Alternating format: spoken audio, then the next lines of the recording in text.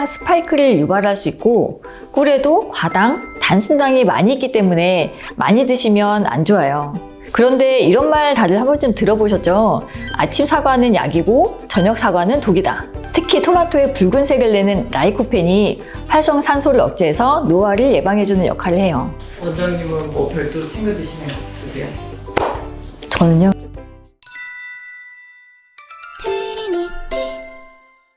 신혜라 씨가 저속노화의 아이콘이 되면서 신혜라 씨가 먹는 음식들도 다들 관심이 많으신데요. 오늘은 그 음식들을 하나씩 살펴보도록 할게요. 우선 꿀을 드시더라고요. 꿀은 천연 감미료고 소량만 섭취해도 에너지가 나죠.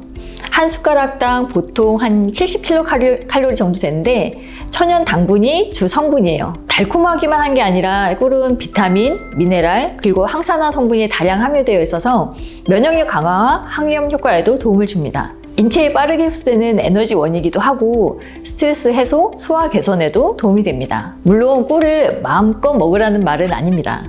왜냐하면 꿀은 설탕보다 혈당 지수가 낮아서 설탕보다는 혈당을 천천히 오르게 해요. 혈당이 오르는 속도를 혈당 지수라고 하는데요. 꿀이 55, 설탕이 68이라고 하니까 설탕보다 나은 거는 맞는데요. 하지만 꿀도 혈당 스파이크를 유발할 수 있고 꿀에도 과당, 단순당이 많이 있기 때문에 많이 드시면 안 좋아요. 특히 당뇨 환자분들은 물론 조심해서 드셔야 하고요. 그래도 신혜라 씨처럼 아침에 에너지를 보충하기 위해서 한 스푼 정도 드시는 것은 괜찮습니다. 결국은 많이 먹지는 말라는 뜻이에요. 역시 다이어트는 건강하면 사실은 빠질 수 없는 게 사과도 많이 드시더라고요. 맞아요. 사과 아침 식사에 빠질 수 없는 과일이죠. 다들 잘 아시다시피 다이어트, 건강관리에 매우 유익한 과일이에요. 보통 중간 크기 사과 한 개가 한 80kcal 정도 되는데 자연산 당분도 그리고 풍부한 식이섬유도 많이 가지고 있죠. 게다가 포만감을 오래 유지시켜서 과식 방지에도 도움이 되고요. 그리고 소화를 돕는 효소가 있어서 소화에도 도움을 줍니다. 그리고 항산화 성분이 있어서 덕분에 체내 염증도 줄여주고 면역력을 강화하는 데도 효과적이에요. 그런데 이런 말 다들 한 번쯤 들어보셨죠? 아침 사과는 약이고 저녁 사과는 독이다. 먹는 음식이고 과일인데 독이 될 정도까지는 물론 아니겠지만 사과에는 유기산이 들어있어서 위산도를 높일 수 있고 사과에 있는 섬유질이 위장의 운동을 활성화시키는 작용이 있어요. 그래서 저녁에 잠자기 전에 먹으면 위염이나 식도염이 원인이 되기도 하고 몸이 쉬어야 할 시간에 위장이 활성화가 되면 휴식을 방해하는 요인이 될 수도 있겠죠. 그런데 평소에 위장이 건강하고 소화에 문제가 없는 경우라면 크게 문제될 것은 없습니다. 자기 전에만 안 드시면 될 것 같아요. 그럼 혹시 제가 지금 요즘에 양배추 좀 많이 먹고 있는데 그건 어때요? 양배추 대표적인 다이어트 음식이죠. 식이섬유가 많아서 혈당 스파이크를 막아주고 섬유질이 풍부해서 변비에도 좋고요. 유명한 일본 약 중에 카베진이라고 들어보셨을 거예요. 일본에 가신 분들은 다들 하나씩 사오던 약이거든요.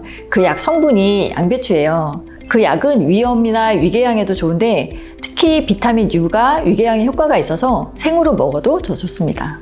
보니까 그 토마토 스프도 많이 잘 드시더라고요. 올리브유, 치아씨드 그것도 막 같이 넣어가지고. 맞아요.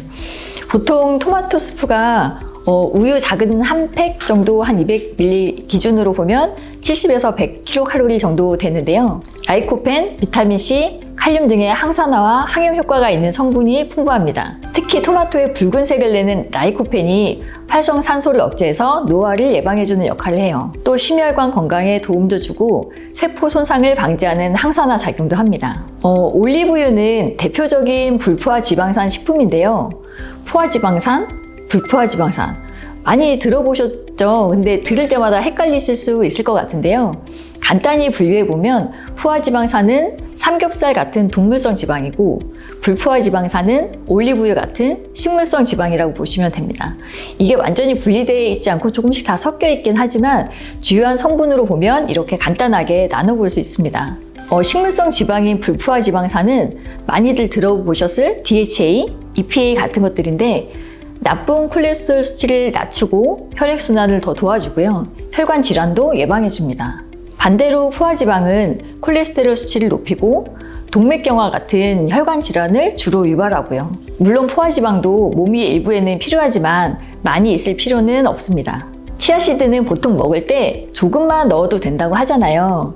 이 치아씨드가 수분을 많이 흡수하는 성질이 있어서 소량만 먹어도 포만감을 오래 유지시켜주고 체내 염증을 줄이는 데에도 효과적이에요. 먹는 방법은 물에 깨끗이 씻고 나서 그냥 불려주시기만 하면 됩니다. 불리고 나면 약간 젤리처럼 개구리 알처럼 보이거든요. 근데 치아씨드 자체는 특별한 맛이 없어요. 그냥 먹어도 되긴 하지만 보통 요거트나 샐러드에 넣고 드시는 게 좋은 방법이겠죠. 이렇게 토마토 스프에 올리브유, 치아씨드 같은 거 같이 첨가해서 먹으면 비타민, 미네랄, 그리고 건강한 지방까지 한꺼번에 공급이 돼서 아침 식사로서는 아주 균형 잡힌 한 끼가 완성이 됩니다. 그럼 저도 이렇게 먹으면 좀 체중이 좀 빠질까요?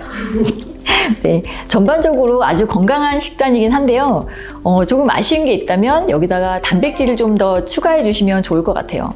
보통 두부나 우유, 요거트, 치즈, 달걀, 닭가슴살 이런 단백질 종류 있잖아요. 이런 걸 추가해 주시면 더 좋을 것 같아요. 근데 다들 아시다시피 이런 체중 감량은 당연히 한 끼 식사만으로 이루어지진 않고 하루 전체 칼로리 섭취와 신체 활동량에 따라서 결정되기 때문에 균형 잡힌 식단과 규칙적인 운동이 꾸준히 병행되어야 합니다. 평소에 관리를 해주셔야 되는 거죠. 살이 찌면 여성암이나 이런 다른 질병 발생률이 높아지고 건강에 해롭기 때문에 갱년기 체중 조절이 정말 중요해요. 특히 요즘처럼 고령화 사회가 되면서 산부인과에서도 할 수 있는 갱년기 프로그램들이 굉장히 다양해졌거든요. 갱년기 다이어트도 마찬가지고요. 그러니까 어려워하지 마시고 산부인과 방문하셔서 함께 건강한 갱년기 건강 관리 방법을 찾아보시기 바랍니다. 원장님은 뭐 별도로 챙겨 드시는 거 없으세요? 저는 살찌는 걸 잘 안 먹어요. 요번에 그 식단 나온 것 중에 챙겨 드시는 거 있으세요? 아니요. 저긴 없는데? 저 중엔 없는데. 아 진짜요? 그러면 뭐 챙겨 드세요? 비법 알려주세요. 하루 세 끼 밥 먹고. 네? 저도 밥은 먹어요.